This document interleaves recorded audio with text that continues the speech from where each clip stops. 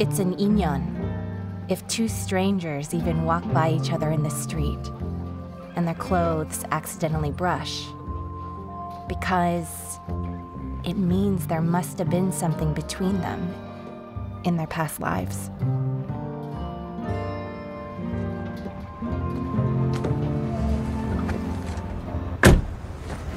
2023 has been an absolutely amazing year for movies. It seems like the theaters are finally getting back to a sense of normal, but that came with a bunch of surprises. This year was filled with many blockbusters flopping and others rising. A 3-hour-long black and white biopic slaughtered the box office. All-time greats like Christopher Nolan, Martin Scorsese, Michael Mann, and David Fincher released movies, along with some of the greatest upcoming directors like Michael B. Jordan, Ari Aster, and Greta Gerwig. We obviously got some amazing high-budget films this year, but 2023 was no stranger to highlighting smaller but star-studded films. From Priscilla to The Creator, Ferrari to No Hard Feelings, 2023 gave movie fans such a diverse and exciting experience at the theater. So today I want to give you guys my top 10 favorite movies of 2023. Before we get into my list, let me know your top 10 favorite films of 2023 in the comments down below, as well as hit that subscribe button so you don't miss any of my movie reviews coming in 2024. Before we get into my top 10, I want to give you guys my honorable mentions. These are 10 movies that were just outside of my top 10 of the year list. In 20th place for me is Creed 3. This is a great directorial debut from Michael B. Jordan and one of the best in the Rocky franchise. 19th place, The Killers of the Flower Moon. I didn't like this one much as everyone else, but it's still a very long, epic piece that is worth the watch. In 18th place, Dream Scenario, one of the weirdest films of the year, but also absolutely hilarious. 17th place, Wonka, a heartfelt prequel to one of the greatest films of all time. 16th, Saltburn, an absolutely bonkers movie that is a great thriller, and though I hate the aspect ratio, it was such an exhilarating time. In 15th place is Priscilla, great performances, sets, and a story that I felt like needed to be told. In 14th place is Barbie, the biggest phenomenon of the year and one of the funniest as well. In 13th place, Thanksgiving, not too scary, but some awesome kills that make it such a fun time. 12th place, Poor Things, a sex-driven wild ride about women, life, and experiences, one that I will not forget for a very, very long time. And finally, in 11th place, Hunger Games: Ballad of the Songbirds and Snakes, one of the best entries in the franchise, and though I expected an action movie, it was an amazing character study. But honorable mentions aside, it's time to get into my top 10. 今度は今度。今は今。So in 10th place for me is Perfect Days. This is a Wim Wenders movie. I'm not sure when this releases in the US, but I got to watch this at the New York Film Festival, and this movie is absolutely amazing. It's heartbreaking, it's heartwarming. It's basically about this janitor who just has a very simple life. He minds his duties, he does his jobs, he enjoys time with his family, yet at the end of it all, he is still fairly lonely, and this movie explores that. My favorite part about this film has to be the lead performance. Absolutely heartbreaking. This actor just puts on a masterclass in every single aspect, and I found it so interesting just because this film is so simple. Like I said before, it's about a simple man living a simple life, doing simple things, yet the actor delivers such a nuanced performance that I felt like, honestly, I just connected to a lot. Even though it was a very simple performance, even though it's a life that I've never lived, throughout this person's acting, I was able to experience and feel everything that this film was trying to share to me. And so I just think this is a great way to start off the top 10. Again, this year has had amazing movies, but Perfect Days truly resonated with me in a way that a lot of films just didn't. Get ready for a hostile takeover of this entire fucking league, okay? You fuck! You think I won't fucking do it? I'm from Waterloo, where the vampires hang out! But in 9th place for me is Blackberry. This is one of the few films on this entire top 10 list that I didn't watch in theaters opening weekend. This was a purely word of mouth film, and I absolutely love this movie. I don't even have a personal connection to it. It's not something that I'm like, wow, this changed my life. But Blackberry is just so engaging. If you guys didn't know, obviously it is about Blackberry, the phone company, their rise, their fall, everything that went on within that company. A lot of it is expressed in this film. I think the lead performances are absolutely amazing. As you guys can tell from that clip, this is such a high octane, high energy film. There's always so much going on, and I think what really aids that is the shooting style. It's shot in a very like mockumentary type of way, similar to what The Office films like, and I think that works perfectly for this film. There's a few movies this year that have done that. One is notably Theater Camp, which I also absolutely love that film, but I think it works in these environments that, you know, are just very high energy. Again, cinematography is great, the acting is great, and I also just really love the pacing of this film and the way that they transition from main event to main event, because obviously there's a lot that goes on in this company's history, but the way that they're able to organize it all, it's paced really, really well. And I actually rewatched this just before making this video, so I wanted to make sure because it had been a while since I had seen it, but it blows right by. The performances are just as great, and again, the style of shooting makes the film go by so much faster. You arrogant asshole. He didn't shoot. Consequences. In 8th place is John Wick Chapter 4, the final entry in the John Wick franchise. We don't really know where they're going from here, but as of now, this is the end of John Wick's story. And I'm not going to get into any spoilers here just in case you haven't seen the movie, but I absolutely love everything that this movie does. Originally, and for most of the year, this was very high on my top 10 list, but as time went on, I just never found myself to try and go rewatch that movie. I always wanted to, but I never found that 3-hour runtime to be one that went by really quickly, or one that I really wanted to revisit, just because yes, the action set pieces are absolutely amazing, and I've rewatched the action set pieces countless times on YouTube, but as for the length of the entire movie, my biggest problem is it just feels like action, action, action, action. Obviously, this is a big action film. It's one of the greatest action movies of my lifetime, I guess, but I don't really see myself going back to this one as much, and I don't even think it's the greatest in the franchise. You still have a purpose here. A purpose for what? They made us for nothing.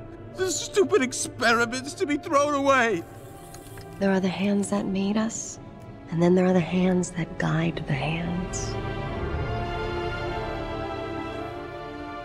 Moving up the list in 7th place for me is Guardians of the Galaxy Volume 3. This is one of the best entries in the entire MCU, one of my favorite comic book movies of all time, and just overall, it is a James Gunn masterclass. James Gunn knows how to direct comic book movies, TV shows, projects in general. He knows how to manage lore. He knows how to execute on the end of characters that we know and love. Now, I do want to talk about spoilers really quickly here for Volume 3, so if you haven't seen it, you can skip to the next movie. But obviously, Rocket dies in the very beginning of the film, and the entire film is about them getting Rocket back. I think this was such a ballsy choice, and again, I mean, technically this movie is great, the dialogue is great, the characters are great, the story is great, but what I keep finding myself going back to is the fact that he literally killed off Rocket within the first like 15-20 minutes of the film, and the whole movie is about getting Rocket back alive.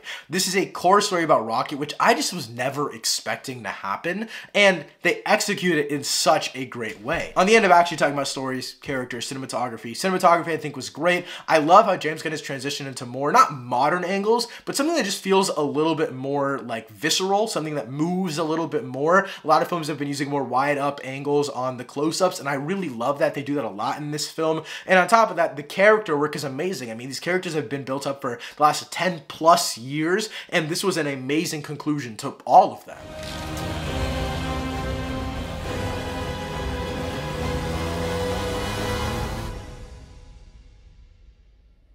Next up though, in 6th place for me is Mission Impossible Dead Reckoning Part 1. This is just another amazing action epic from Tom Cruise and the folks over at the Mission Impossible franchise. I don't think this is the best of the best. I'd probably put this at 3rd or 4th in the franchise overall, and this was actually my top 3 movies of the year for a good chunk of the year, but as time went on, I just once again found myself not going back to revisit this film. But the utilization of AI, I think it was absolutely absolutely amazing. I know a lot of people found it corny, you know, with ChatGPT, all of these things. People are like, oh, it's so like too modern for us. It's too like, it's too much. It's too corny. I found that to be the exact opposite for myself. Main plot aside, I think the storylines for most of the characters work very, very well. My only gripe about this film and why I think it's gone down over time for me is the way that the action itself is shot. And when I say action itself, I mean those big set pieces. For example, the motorcycle jump that you guys saw earlier.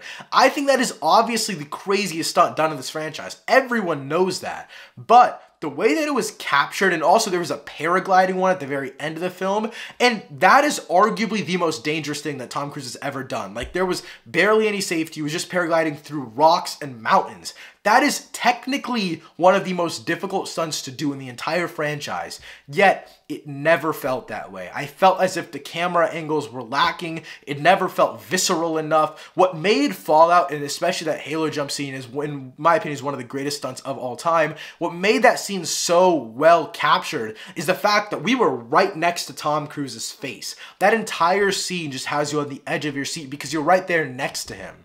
I didn't feel that at all with both of the main big stunts in this film, and that's why I don't think it's as amazing as I wanted it to be. I'm just saying, this was the first good thing that came with being in this prison with you. Need I remind you that it is not my fault that you are stuck here? Do you think I want to be babysitting you? Oh, no, I was praying to the God I don't even believe in that your mother would pick up the phone or your father would arrive in a helicopter or a submarine or a flying fucking saucer to take you dead.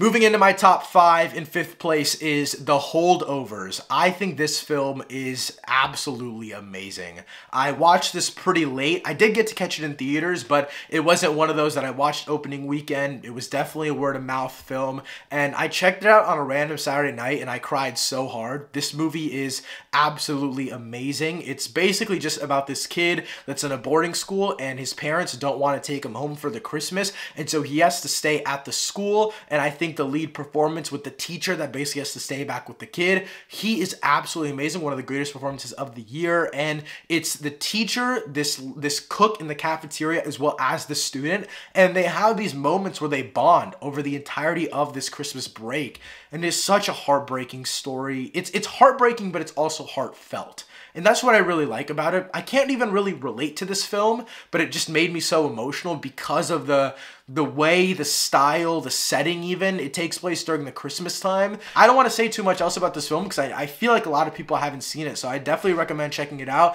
Obviously, it's one of my favorites of the year. I can guarantee it'll probably be in your top 20 at least. I think the cinematography is also pretty underrated. A lot of people haven't been talking about that because, yeah, the performances are great, but it truly makes you feel like you are in that time. It takes place a while back in the past, and the sets are amazing. The clothing, it all makes you feel like you're actually there. And then obviously on top of that, the performances just add a whole other layer. Look, bad things are gonna happen. It makes us who we are. But good things happen too, you know? Like you happen. And she happened.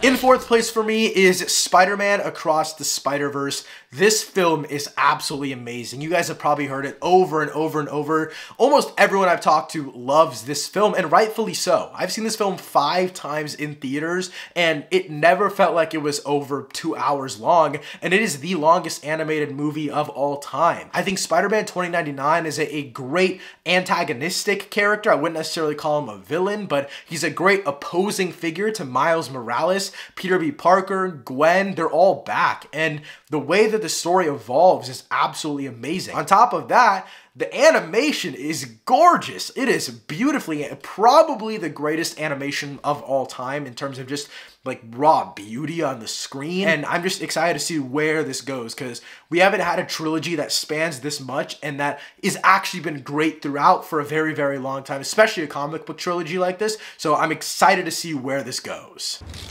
이것도 전생이라면 우리의 다음 생에서는 벌써 서로에게 다른 인연인 게 아닐까? 그때 우린 누굴까? 모르겠어.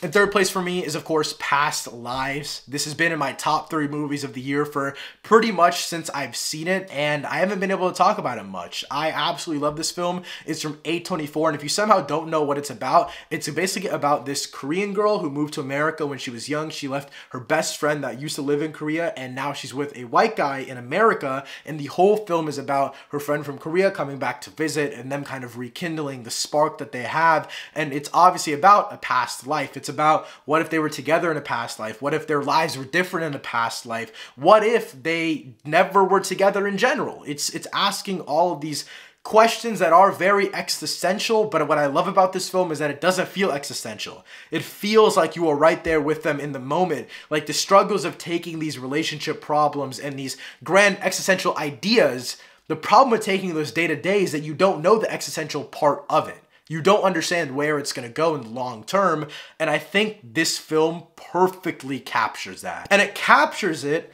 while also being delivered, obviously, in great performances. I think both of the leads are amazing. I think another aid that is the cinematography of this film.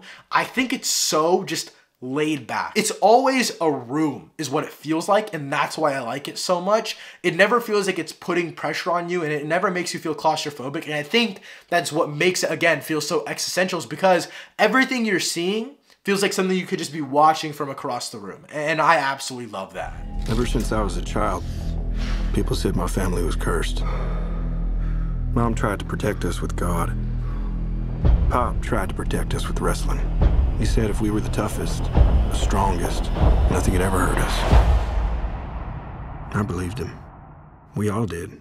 In second place is The Iron Claw. This is one of the final big movie releases of 2023, and it's one of the best. It's my second favorite film of the year, and this film absolutely broke me. If you guys don't know what it's basically about this wrestling family named the Von Erichs and their absolutely tragic story. I don't want to get into the story itself because I didn't know anything going in, and I've been obsessively watching documentaries after the fact, so I don't want to spoil any of this real life story for you if you don't know what it's about. But Zac Efron plays the lead. Jeremy Allen White is also in this film. Harris Dickinson, Lily James. This entire story is absolutely heartbreaking, and the performances aren't where it stops. I need to get this out of the way, by the way. Zac Efron needs to be nominated for an Oscar. This is one of my favorite performances of the year. It's probably my second favorite performance of the year, and it's behind the person that's in my favorite movie of the year. So that has to say something. The performances are amazing. Aside from that, the cinematography is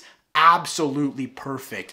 You feel the devastation through the camera. Like if it was just the shot selection and there was no dialogue, you just saw what the camera saw, you would be heartbroken. It is just, everything is captured in such a devastating and deprived way that just makes you fully be able to take in this story. The tragedy evolves so quickly in the second half of this film. The first half is so happy, it's so exciting, it's scary looking back on the film and being like, oh, the first half was so exciting. Like this family is so happy. This is the perfect family, some would even say. And you get to the second half of this film and you're like, holy shit, it just went south. Everything is just, it is devastating, it's disgusting, it's dark. You don't want to be in the theater anymore. You get every ounce of emotion that you would think that they wanted you to get because the filmmaking is amazing, the character work is amazing, the score itself is just heart-pounding. There's this one sequence where, I'll talk about this because it was in the trailer, Zac Efron's character is going like back and forth between the ropes and he's like slamming himself on the ground, and there's this score of, in the score uses the sound of him slamming into the ground, and as they reuse that score in the final moments of the film, it just tears you apart. The Iron Claw is easily one of the greatest films of the year, one of my favorite films of this decade, to be honest with you. It is just absolutely mind-blowingly amazing. How's your mathematics? Not good enough for the physicist he wants to be. Algebra's like sheet music. The important thing isn't can you read music, it's can you hear it. Can you hear the music, Robert? Yes, I can. But of course, in first place for me, and you guys probably knew this, is Oppenheimer. This is one of my favorite films of all time. Christopher Nolan directing it. He is my favorite director of all time. Cillian Murphy in the lead role. He is now one of my favorite actors of all time. And an absolutely stacked cast. You have Hoyt van Hoytema behind the camera. You have just obviously IMAX specialization out the wazoo. Ludwig Göransson doing the score. This film is stacked on all fronts. Just off the top of my head, you have Emily Blunt, Florence Pugh, Matt Damon. It is absolutely insane how stacked this cast is. You just kept watching this movie, you're like, damn, how many more people are going to show up? Like, it is amazing. And I think what is craziest about this movie is the fact that I've seen it 5 times, and every single time was in a theater. I don't even own the physical version yet because I can't get my hands on it. And guess what? I've seen it 5 times in the theater. I kept going back. When it was originally released, I watched it in IMAX a few times, 70mm. When it got re-released just a few weeks ago, I watched it again in theaters. This is a 3-hour-long movie. Half of it is in black and white. It's a biopic about the guy who made a bomb. I did not expect it to be as amazing as it is. I obviously already had high expectations because it's Christopher Nolan. He basically only makes bangers. And then I watched this movie and I was like, I've never been so tense during a sequence. I've never been so tense for a 3-hour-long runtime. This film is just crafted so perfectly. Like, the level of detail is scary. But at the end of the day, what sticks out to me the most is the fact that it is such a topic that I would not really be interested in otherwise. Like, all of these things, all of these factors, everything that I mentioned in the beginning, everything comes together to just make this film that is about a guy who is obsessed with something. And then, as time goes on, as he works on this thing that he's been obsessed with for decades and decades and decades, he realizes that making it was a mistake and he doesn't realize what his passions have unlocked. And that is just something, that message, that idea, that theme, whatever Christopher Nolan has unlocked there, that's something that will stick with me forever. But guys, that wraps up my ranking for my top 10 favorite movies of 2023. This year has been absolutely amazing, and I just wanted to thank you guys for all of your support on the channel this year. Stay tuned because 2024 will be even crazier. I am so excited. So many great movies coming out. Look out for my top 10 most anticipated movies as well as shows for next year, along with all of my other movie reviews. Thank you so much for watching. I will see you next time. Peace.